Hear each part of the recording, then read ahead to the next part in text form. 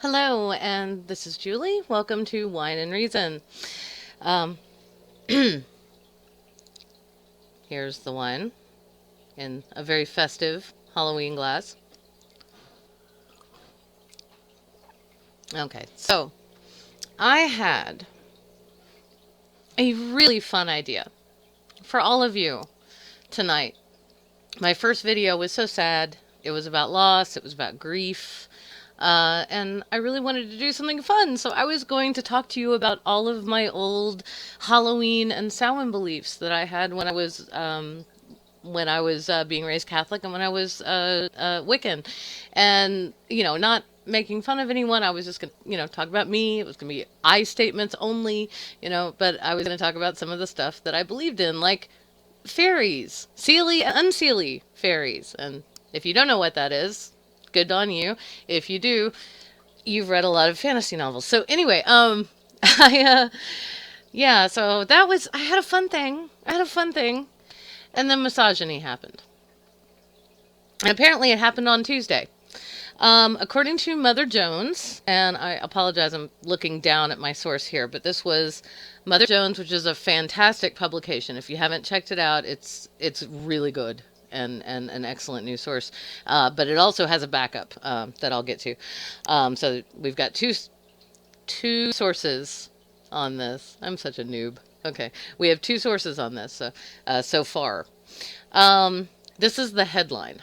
Quote, Missouri has been tracking the menstrual cycles of Planned Parenthood patients, top health official admits. The news comes as the state weighs whether to shut down its last remaining abortion clinic. End quote. Byline by Jennifer Washington. Thank you, Ms. Washington, wherever you are. You're amazing.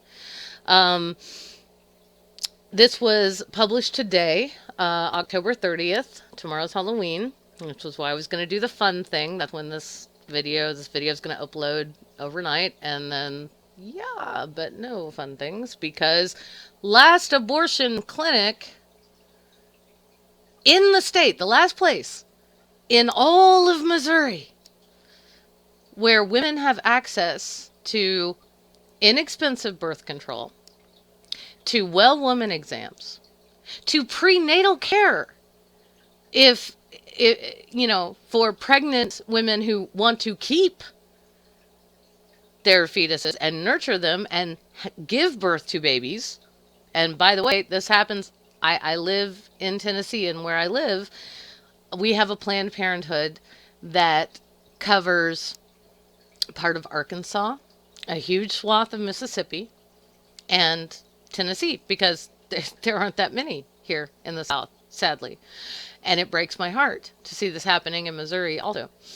But that's part of this conversation, but it's not the crux of it. The crux of this is the fact that a health official, a state health official in Missouri admitted on Tuesday that you know what?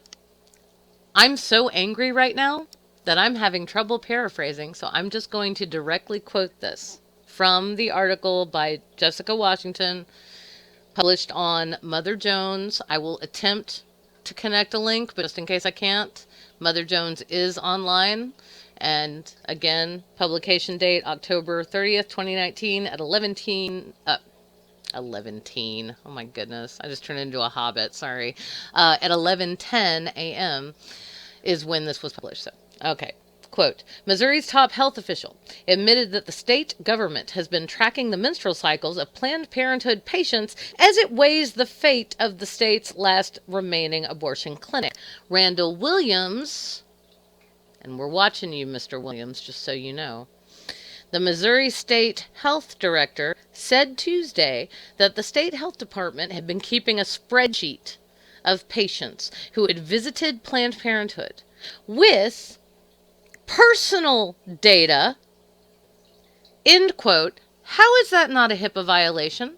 Someone please tell me in the comments how keeping personal data, eh, how that on individual patients and tracking their menstrual cycles, and we're going to get to why they were doing that, and it's even more disturbing. But just the fact, I realize the inspections are absolutely necessary. You need the health department to come in and inspect anywhere. They inspect tattoo parlors. You have health inspectors for restaurants. You absolutely should have them for places that provide medical care. Absolutely. But this information that they were keeping and what they were using it for it's absolutely shocking. So let me just get to that really quickly. So back to the quote. dot dot dot. With personal data on each patient, including the date of the last menstrual period, the state collected this information as a part of its annual inspection of the clinic and later used this information to try to determine whether patients had undergone failed abortions. End quote. This was also originally reported on by the Kansas City Star. So you can look for this for information about Missouri and Randall Williams, the Missouri State Health Director, in the Kansas City Star as well. The personal information included, and this is quoted in Mother Jones from the Kansas City Star article, quote, medical identification numbers, dates of medical procedures, and the gestational ages of the fetuses, end quote. Okay. So there's a lot to unpack just in that little bit of misogyny. Okay. Trying not to just rage YouTube here because I do want to make a couple of salient and serious points. This is wine and reason, not Julie gets pissed off and screams at the camera. All right. So trying to do that. All right. Let's just pick some of that apart, shall we? Okay. So they got this information through their annual inspection. Okay. Fine. Again, state health departments need to inspect healthcare facilities. That's how we make sure that people are being cared for properly and in clean, hygienic, proper conditions. There's a ton of rules, and they're there for a reason, and they're all important. I don't know them all off the top of my head or by any means because I'm a technical writer. I'm not a healthcare worker. But yes, those inspections are important. Anyone who's ever worked in a restaurant like I have knows how important those are. If you've ever gotten a tattoo, the first thing you should look for in the shop is their health department rating. FYI, I go to Underground Art here, and they're amazing, and they've never had lower than a 98 out of 100. So, just as an example. Okay. Failed abortions. What is that? What does that mean? Does that mean that somehow, because they don't specify. Unfortunately, the journalist, Ms. Washington, was unable or doesn't have this information yet. And thank goodness she broke this story today because this was posted in a closed Facebook group that I started called Tennessee Handmaids, and it's all about reproductive rights. And I'm so grateful to the person who posted this, and you know who you are, but it's a closed group, and I have not gotten her permission to say her name, so I'm not going to do that. I should have even said her, but there are men in the group as well, and there are there are people who identify as non-binary in the group. But basically, if you know anyone who could get pregnant, or if you're worried that you might get someone pregnant and need to have, be involved in a reproductive rights conversation, this is important for all of us.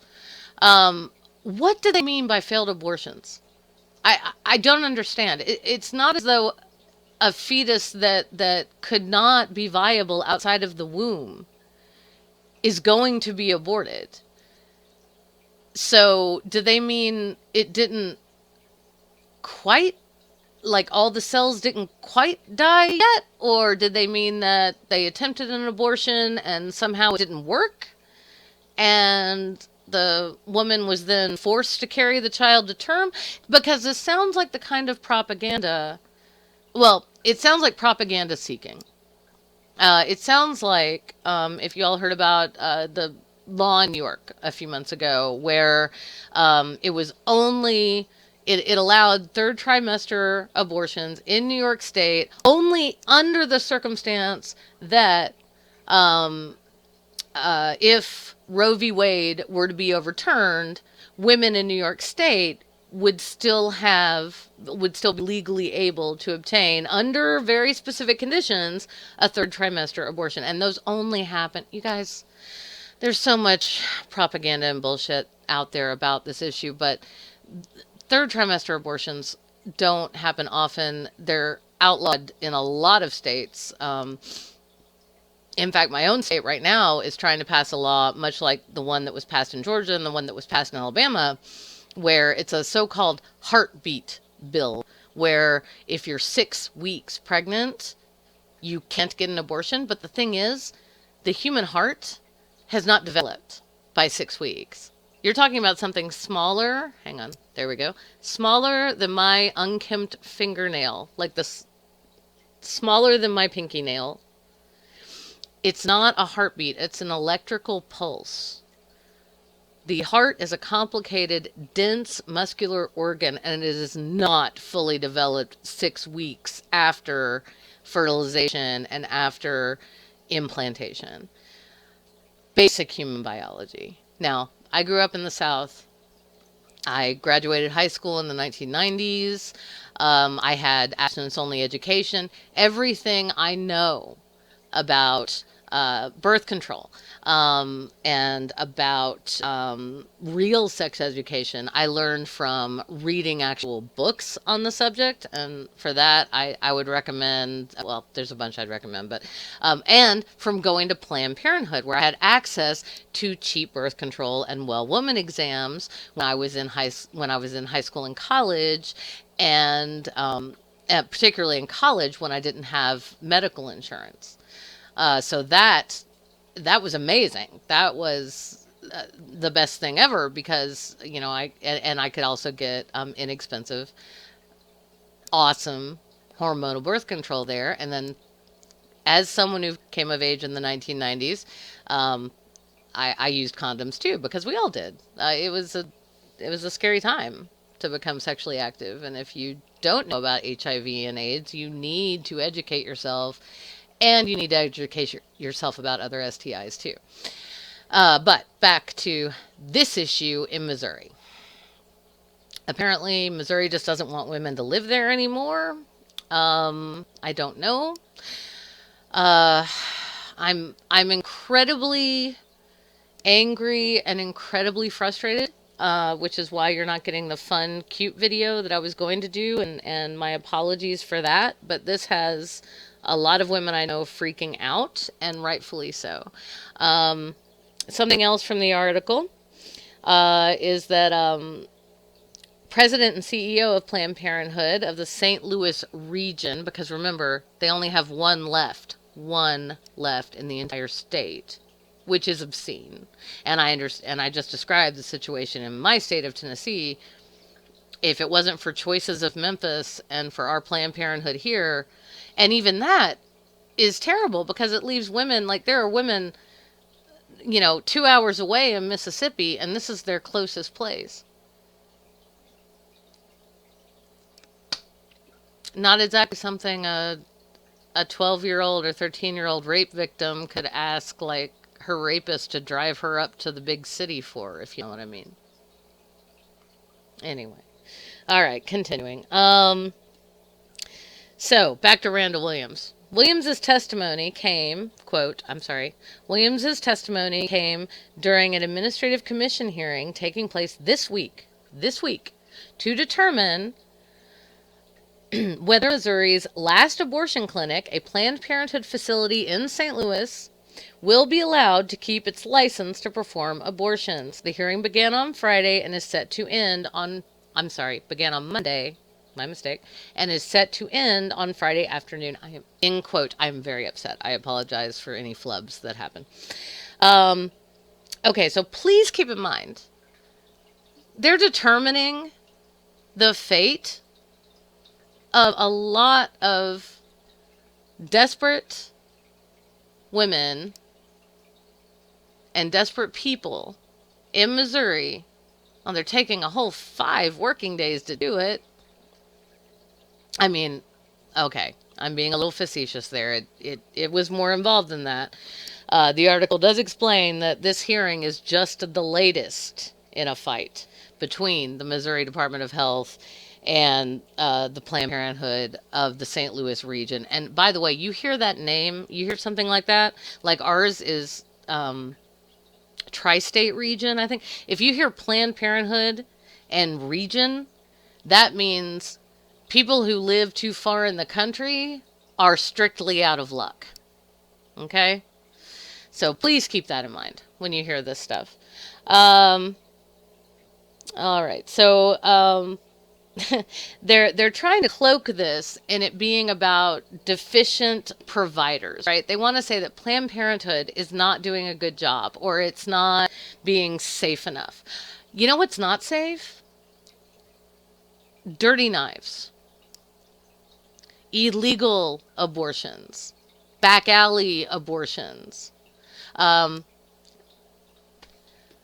a woman in a cottage with a twig, okay? And yeah, that's happened in history. So it's as barbaric and strange as that sounds, yeah, it's happened and you were lucky if you lived through it. So, y'all, I come from a Catholic family, a very Catholic family.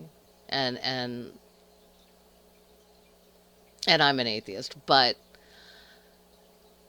even women in my very Catholic family have expressed that they never want to go back to the time before Roe v. Wade because they lived it.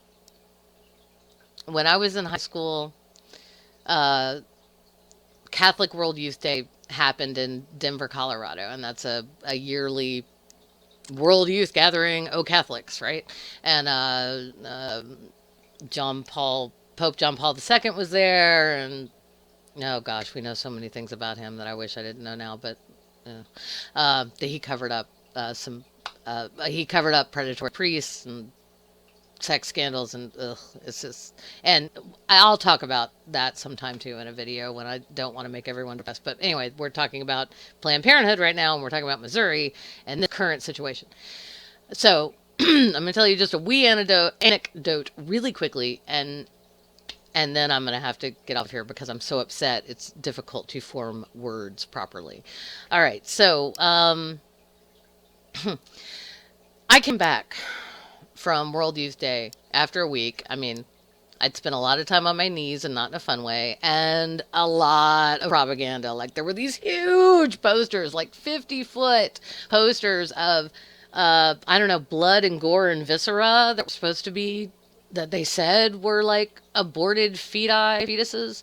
But who knows? Those could have been. This has happened before in pro-life propaganda and anti-abortion propaganda, where they'll just show like a miscarried child, like a miscarried what would have been a viable fetus, and say that was an abortion, and it's not because they don't happen that late. But anyway, so I came home and I was like, yeah, no, we should. The church should totally allow birth control, but at the same time, because again, 90s, but like we should allow birth control, but at the same time, like we can avoid abortion. Maybe this is wrong. Maybe this should be illegal. And because I was all fired up and young and stupid, and and I didn't have a lot of nuance, a lot of black and white thinking going on. And an older woman in my family, sat me down at the kitchen table and looked me right in the face, and she told me a story about when she was in high school in the 1950s, and a girl on her street, and she said her name, and I remember it to this day, but I'm not going to say it here because that's not my story to tell. But a girl on her street growing up had premarital sex, got pregnant in high school, and her father beat her until she miscarried. And the only reason that my family member knew this story is she was one of this girl's best friends. Because the whole reason that her father did that to her was to keep the pregnancy a secret, so that the shame How fucked up is that? Guess what, everybody? Newsflash: teenagers fuck. It happens. Anyway, the shame, to keep the shame off of the family. And she said, and then she talked about girls going into the hospital with infections from botched abortions, illegal botched abortions, not procedures done safely in a facility. And they didn't even have the abortion pill then, which we do now, which is amazing. Thank you, science and scientists and doctors. So she's telling me the story, and she's saying, look, in my heart of hearts, I wish that every woman who wanted a child could have one.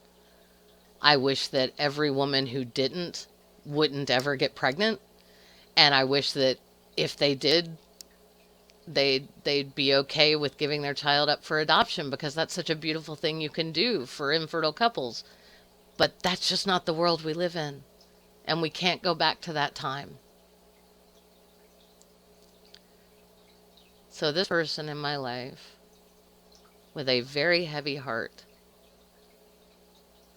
voted pro-choice when she had the opportunity.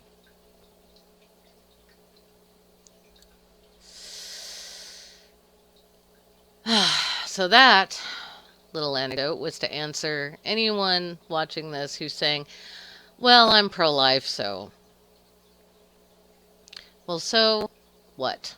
Honestly, it's not your body. It's not your choice.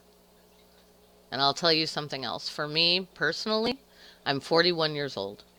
If I got pregnant now, and I am in love and sexually active with a man who can get me pregnant, because that's how that's how our relationship works and how our biology works. Okay, so please note, I'm not talking about other genders or other orientations here, okay? Um, but we have to be very careful. I'm too old for hormonal birth control. I am, it's a high risk with some other things. And some of those other things include the fact that I take 3 psychotropic medications to control bipolar disorder and 2 anxiety disorders that I have. And without those medications, I am non-functional. It gets to the point where I can't leave my home. And I have a full-time job that I love, that gives us wonderful insurance, that is just freaking awesome. I love my job, and working is good for me. It's good for my mental health. I don't, some of the most depressed and most suicidal I've ever been in my life was when I was out of work. Um, but I've been very lucky. But the thing is, all of my medications that fix the chemical imbalance in my brain and that allow me to function in the real world, I'd have to go off all of them if I got pregnant and could not get an abortion. Now, to be very clear, shit, I feel like I'm apologizing now. Screw it. But to be very clear, we do everything in our power to not. And we're even considering sterilization. It's just a matter of saving up the money for it at this point, because it's getting scary out here, y'all. It is getting really scary. But for me, a fetus is not a baby. A baby, by definition, is born. And I know words have usages. You know, when my sister was pregnant with my niece, she always said my baby, because she desperately wanted one. She'd always wanted to be a mother our whole lives. She wanted to be a mom. And she's a wonderful mother. And my niece is amazing. And so, you know, in my sister's mind, her daughter was always her baby. Like, from the moment she found out she was pregnant, that was her baby. Um, I've had 2 pregnancy scares in my entire life, and they were scares. I did not think of it as a baby. I was terrified, and I'm very lucky that that it just turned out to be, you know, a scare. and not an actual pregnancy. And that's probably way more than you want to know about my freaking uterus and all of my other parts. So, but I do want to say, Missouri, you're the fucking show me state.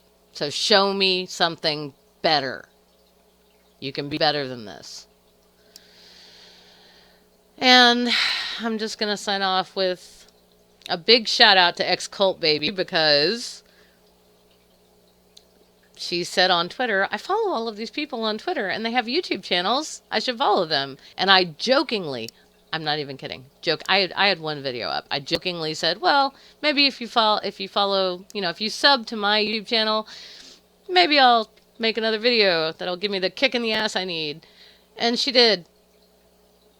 And then I was obligated. So thank you, Ex-Cult Baby. And if you have not checked out Ex-Cult Baby on youtube.com and on Twitter, she is amazing. She's awesome. She's an XJW and Jehovah's Witness, sorry. And she has such a great story to tell and such an amazing intellect. And she's just awesome. Check her out. Ex-Cult Baby. Just like it sounds. Okay? Check her out. And I'll just say, hey, there isn't any truth in wine, but you can find truth in reason. Love from Memphis, y'all.